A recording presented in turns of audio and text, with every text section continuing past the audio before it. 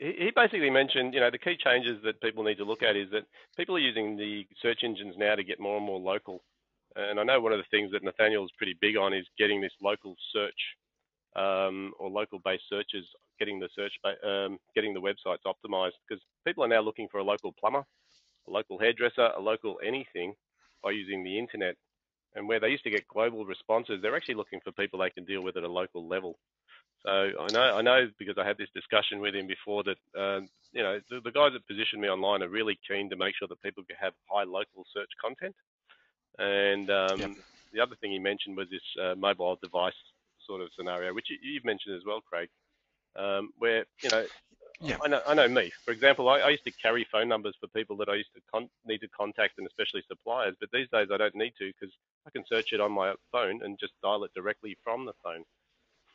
Exactly. Yep. And as I say, further to that, people, almost as soon as they're making that search, they're also asking their friends, on Facebook and so on at the same time. So they're kind of doing a dual approach of, well, what can I find, but also what can people tell me about local business and local suppliers. Yeah. So look, with that in mind, that's one of the things I often say to people, and we were talking about this together with Nathaniel, is building websites and not having them locally optimized or mobile optimized is really missing the boat. Because if we think about it, what's going to happen over the next 5 to 10 years is that the mobile devices are already overtaking the number of desktop computers. So people are just going to be using their iPads, their iPhones, their Androids to do all of their searching. I know when we watch TV at home, everyone's sitting there with an iPad on their lap. And correct, absolutely. So what we're seeing is pretty much every waking minute. So in the past, desktops used to be in front of you, maybe up to 10 hours a day.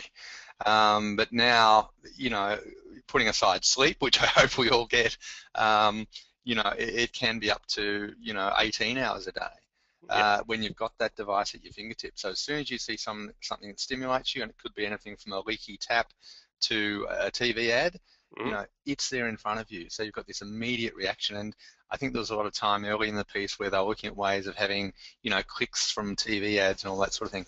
iPads have overtaken. Hello, you there? Yeah, Nathaniel, you're back. I'm back. It seems to be working this time. How you going, guys? Yeah, good. G'day. I'll hand over to you now. I was just filming the breach for you whilst we were Craig did a marvelous job. He jumped in and he's basically he's actually done a really good job. You probably should employ that guy. But he was just sorry, Craig. I'll keep you on the line for a moment, because what you were saying there was so critical. And if you just want to finish your thought that you were going on, because we were talking about the mobile devices. Yeah, so we're seeing that, where, for some people they might have been in front of a computer an hour a week is now in front of a device, 140 hours a week. And so that's 140 times the ability to find a local business on a device. So, that's just off the top of my head, but I think it's pretty accurate. Okay, great. All right, Absolutely. Craig. I'm just going to sort of bring Nathaniel on board. Thanks for getting in. We've just been talking about the, Craig's jumped in and give us a bit of hand with local-based searches. We've been talking about the events on the internet and how the technology is changing. And I also mentioned Craig mentioned the whole notion of just the number of hours people are spending on their devices now, especially mobile devices. So obviously these changes are coming in. What I really wanted to talk about next was our next question, which what are the biggest mistakes that a business owner can make or businesses are making when they're getting online? Sure. So, just run through this. Absolutely. Well, as you can probably imagine, there's literally dozens of mistakes you can make, because it can be quite hard for business owners to stay up to date with all the changes that are happening online. And when you've got hundreds of other things on your plates, we do see businesses struggle to keep up to date with everything. Some of the key things that we do come across is, first of all, not having a Google Places listing, and if they do have one, quite often it's not properly optimized for the web.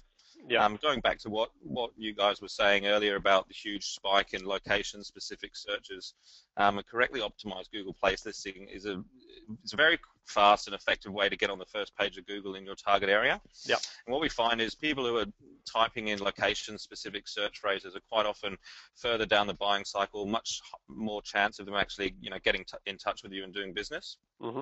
Yeah. Yeah. So with the Google Places listing, just so you can clarify for some of the people on the call, what does that mean? Like, how do people get that going? Okay, well, if you ever search for anything that's got a suburb name in it or a city, you'll actually get results that correspond to Google Maps. Mm-hmm. So you may notice that the little red dots that say A, B, C, and they're different actual business locations. Yep. And they only show up when there's a location-specific search phrase. So what that means is a business can bring someone to their actual point of business, their actual location. Yep. And also show up in the people who are searching in that specific area.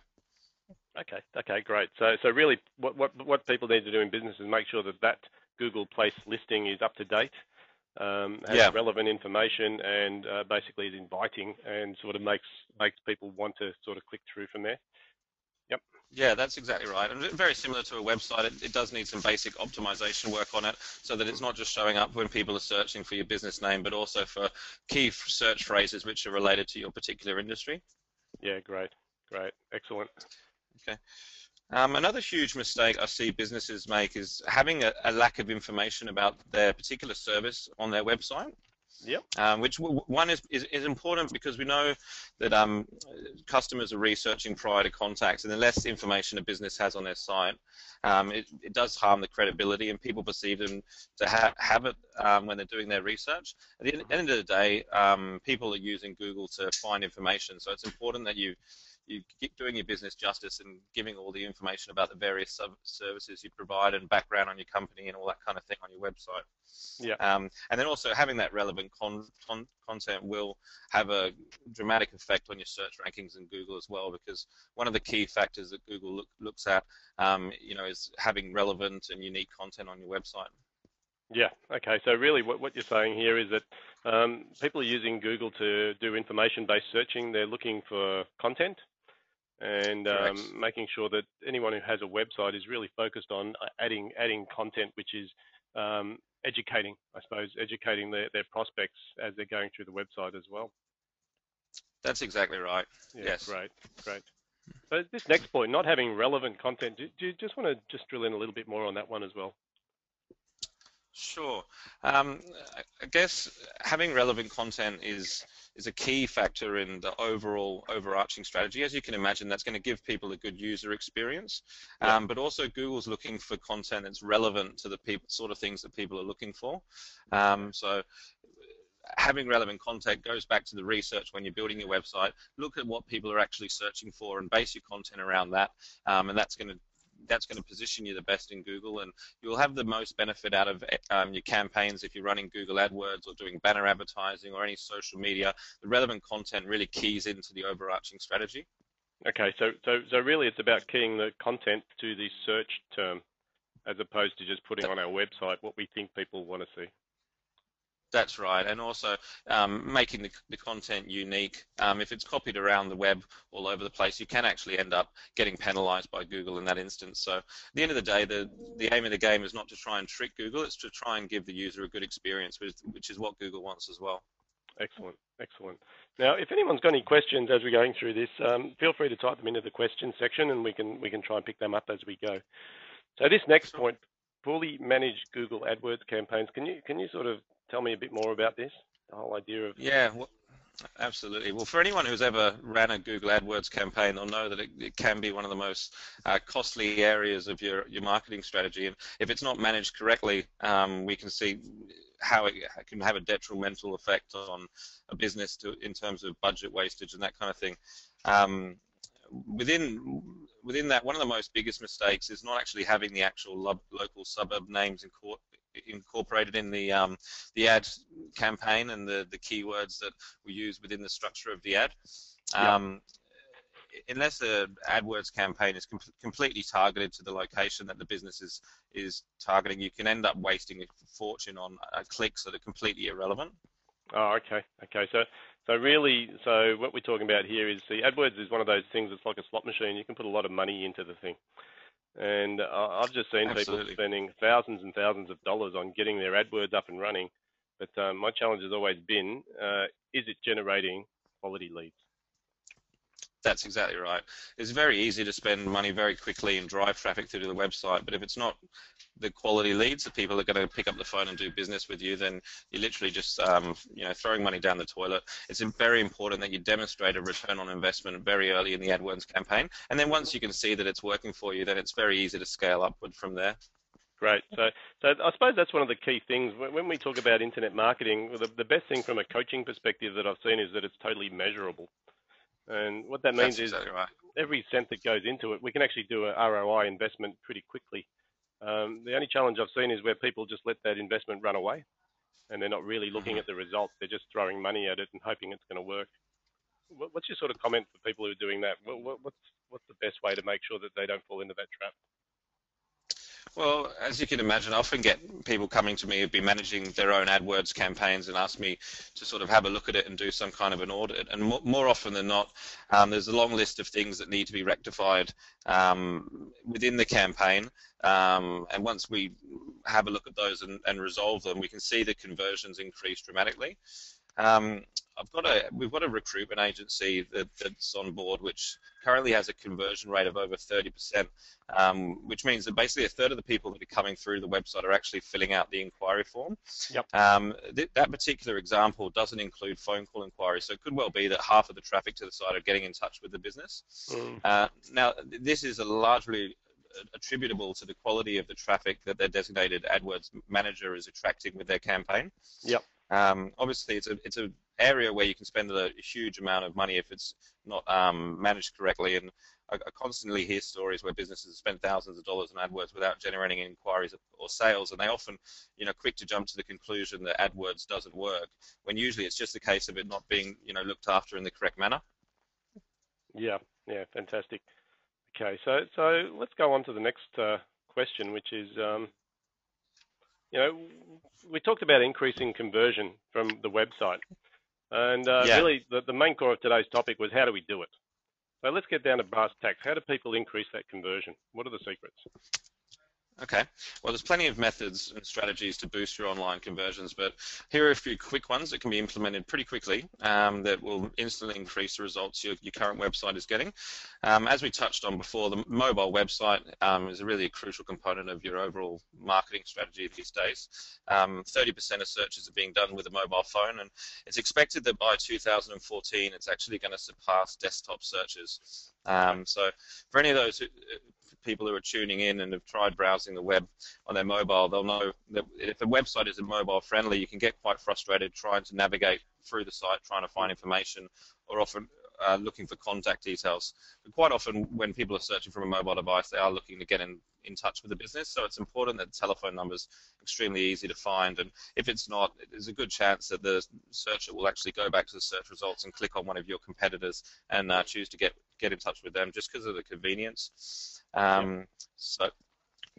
So I think that's something that businesses can implement pretty quickly. A mobile website doesn't have to be particularly complicated.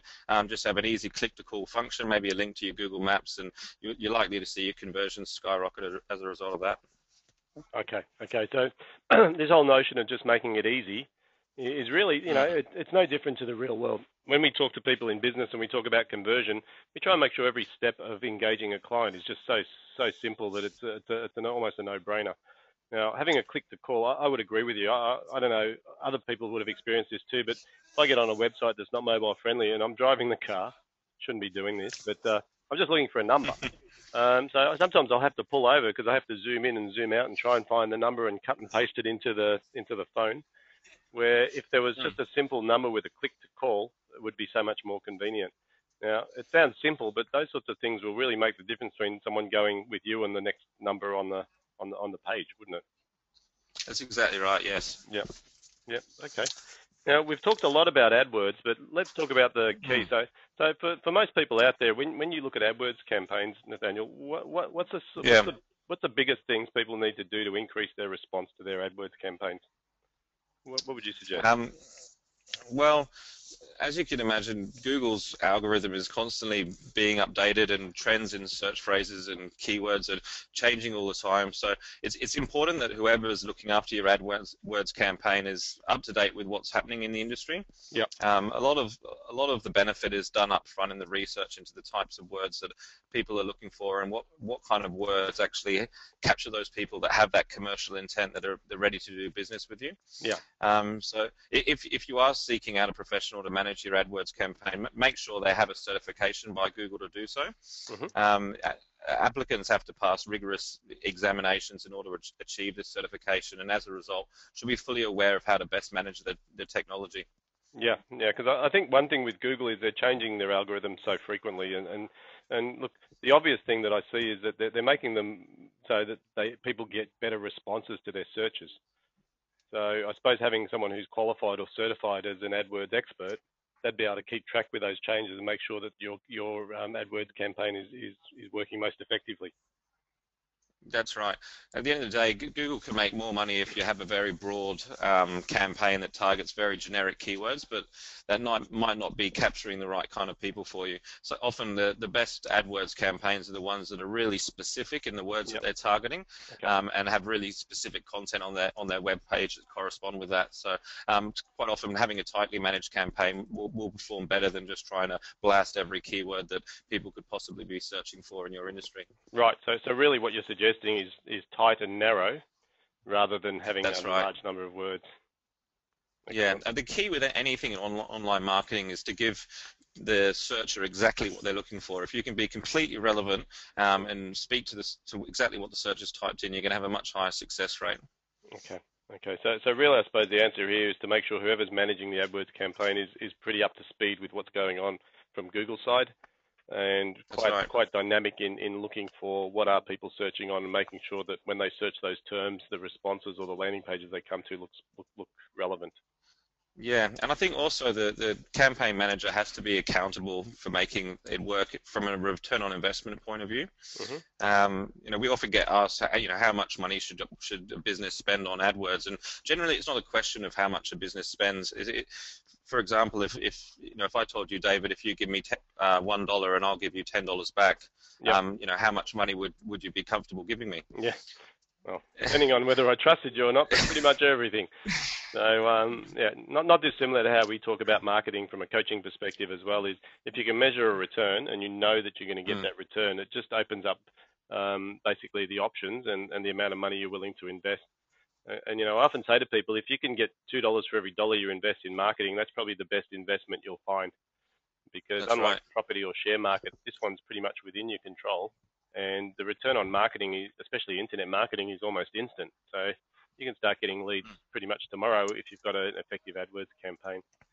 Now, I just wanted to get to this last point here, live chat. I know you mentioned this, and I got pretty excited about this because I've seen this, and I've been guilty of doing this myself. And I might just set the scene because, I'm unfortunately one of those closet shoppers, my wife calls me, because I don't go shopping, but I get packages in the mail all the time. And what happens is I'm sitting in front of the TV and I'll be on either eBay or something, and I'll start shopping around. Now, I've done this often where I'll go right up to the shopping cart and I'll start entering all the details, and I'll almost place the order, but then I'll back out at the last minute for, any number of reasons. And it could be that I just don't have faith in the website I'm on. I just might have a question that I haven't got answered. Can you just explain this whole concept of live chat and what it's about? Sure, okay. Well, basically, something that we introduced in our business around September last year, and instantly increased conversions on our own website on positionmeonline.com by 30%. So if anyone's ever come across live chat on a website, they'll know that it's generally just a small box in the bottom right-hand corner of the website asking something along the lines of, "Hi, my name's Nathaniel. How may I be of assistance?" Almost like a website receptionist. Mm-hmm. The consultant then will go about engaging the web visitor in conversation, perhaps qualifying the customer, and capture their contact information for someone in the organization to follow them up. Yep. The challenge of this tool in the past is that a dedicated consultant does need to be at the other end. Otherwise, it can actually have a negative impact on the overall impression of the business if it was to say, sorry, we're offline, or something along the lines of that. Yep. So what we've started doing is actually manning live chat for our clients. Yep. So our team are trained in-house to ask leading questions to engage the customers that may otherwise just visit the web page and leave. And the guys that we've got are getting very good at capturing this lead information and contact details, and they email the transcripts across to the clients. They're rewarded on performance, and it's basically just a conversion tool. Across the board, we're seeing clients' results increase between 20 and 30% in terms of their online conversions. So really what you're suggesting is that when people are shopping online, they now have a live assistant who's just sitting on the sidelines waiting, and when they get to a point where they might sort of hesitate or loiter on a page, they've actually got this ability to just have a quick conversation with someone who's actually a real person who's there right at that point in time. That's exactly right, yes. Yeah, I can imagine that would certainly increase conversion rates for a lot of people. Because it's sort of that last, sometimes people, that last moment, they just, and like I said, I was guilty of it. I cancel a whole shopping cart and then forget about it. And I was so close to purchasing, and all I needed was someone to sort of give me a little answer to a question. It might be a cost of shipping, or it might be, just anything. So having that live chat can really take care of that. Sure. That's great. Okay. Well, what I was thinking for anyone who's tuning in, just to get the ball rolling and get some inquiries coming in for the listeners out there, we're actually able to offer a 1-month live chat on their website free of charge, completely complimentary for them to try it out and see if they get a bit of a return on investment from that. Yeah, that sounds great. So what they can do is actually put this on their current website? That's right. Yeah, it's just a matter of us installing a quick code on their current website. Don't have to touch anything else, and we can start capturing lead information for them. Okay. Well, that sounds like a pretty reasonable offer, because really, I suppose it's the testing and measuring. So if people know what their conversion rate on their website is right now, with a 1-month trial, they could tell whether that worked or not, couldn't they? Absolutely. Yeah. So that's a great offer. So what do people need to do to take advantage of that one, Nathaniel? If anyone is interested in taking that offer up, just shoot me an email. It's nathaniel@positionmeonline.com. It should be showing up on the slide there, and just put live chat in the subject line, and I'll get back in touch with you to set it up for you. Yeah, look, that's great. Now, if anyone has any questions about how they can optimize their AdWords, or just even talking about getting a mobile website, because you mentioned that as well, can you help them with that as well? Yeah, absolutely. Same token, just shoot me an email and I'll give you a call and we can run through it together. Yeah, okay. Look, and I suppose really for some people it's just the early days, they're doing their research. Look, we've got a few questions, but I'm also conscious of time. So what I might do is those questions, I'll forward them on to you, Nathaniel, if you can email back to the people who've asked those, and maybe we can incorporate that in the email that we send out after the call. So, okay, yeah, happy to do so. Excellent. Look, I'd like to thank you for your time today. Apologies for the technical glitches. I wish I was invincible and they didn't happen, but we live and we learn. So, look, I'm glad we got the core bits of information out, and I hope people have valued the call. What I'd like to do before we finish is just for our own feedback, I'd like to just get a quick poll from people whether they thought the content was valuable. So I'm about to launch a poll, and all the people that are on the call need to do is just click on a box. Now, you can't do this if you're on an iPhone or an iPad, but if you're not, what I'd like you to do is just give us a bit of feedback on the content, because we're trying to get these sort of webinars a bit more high-powered. We'd like to find out a bit more about what people are looking for. So any feedback is good, and we'd love to sort of hear back from you again. So Nathaniel, thank you for your time. Thank you very much, David. Yeah, I'll email out people your email address if they'd like to get more information, and hopefully we can sort of fix our issues and move on. So thanks again. Brilliant. And thanks everyone. Very much. Thanks for the call. All right. Cheers, guys. Just close this poll. Excellent. All right, guys, hopefully we'll catch you in the next webinar. Great. See you then. Cheers.